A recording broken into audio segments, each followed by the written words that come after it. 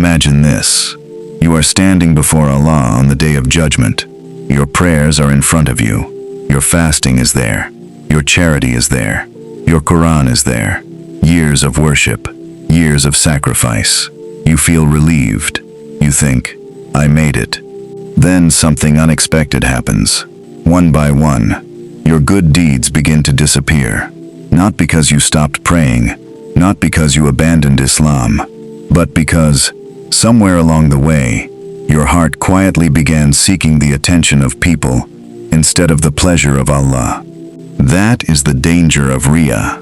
It is one of the most hidden spiritual diseases a believer can face. And the frightening part is this: most people never realize they have it, because Riya rarely begins with arrogance. It begins with something much smaller: a compliment, a look, a few likes, a little praise, something that feels harmless, until one day, your worship slowly becomes a performance. Not for Allah, but for people. There are sins that everyone can see, and then there are sins that only Allah can see. The second kind is far more dangerous, because no one knows your intention except Him. Riya is not always loud. It does not announce itself. It whispers. It grows quietly inside the heart, little by little, without making any noise. Let me give you an example. Imagine a young Muslim who wakes up before Fajr. The house is completely silent. Everyone is asleep. He makes wudu. He stands alone. No camera, no audience. No one is watching. His recitation is calm. His heart is focused. His sujood is long. His eyes fill with tears. It is a beautiful moment. Now imagine the next morning. Nothing has changed, except one thing. His relatives are visiting. He knows someone might see him praying. Without even realizing it, his recitation becomes slower. His voice becomes more beautiful. His prayer becomes longer. The movements are exactly the same, but the audience has changed. That is how Riya often begins, not with different actions, but with a different intention. This is why it is so dangerous.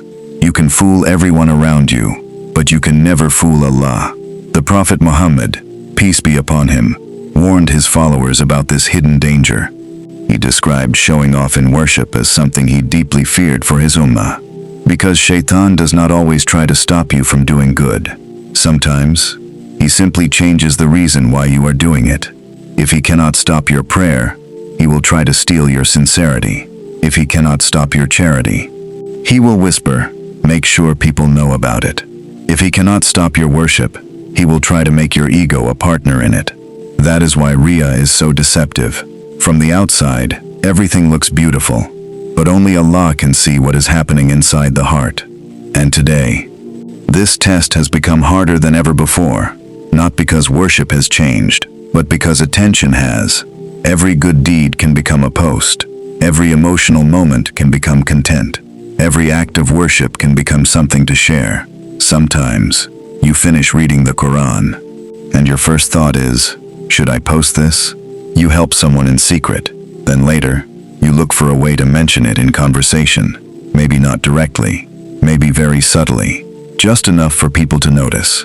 That is the moment every believer should pause and ask one simple question. Who was I hoping would notice first? Allah or people?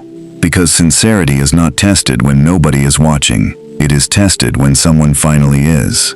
And what comes next may reveal something about your heart that you have never noticed before. Now, here is the scary part. Riya does not always begin with a camera. Sometimes, it begins with a compliment. Someone says, your recitation is beautiful. You have so much knowledge.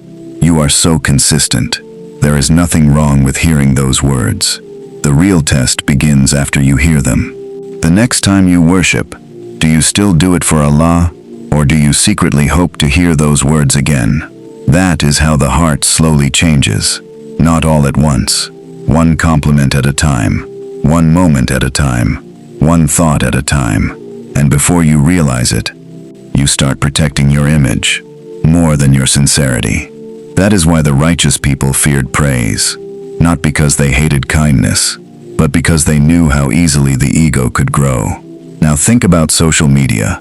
It is one of the greatest tests of sincerity our generation has ever faced. A good deed can reach thousands of people in just a few seconds. Sometimes sharing something beneficial is a beautiful act. It can inspire others.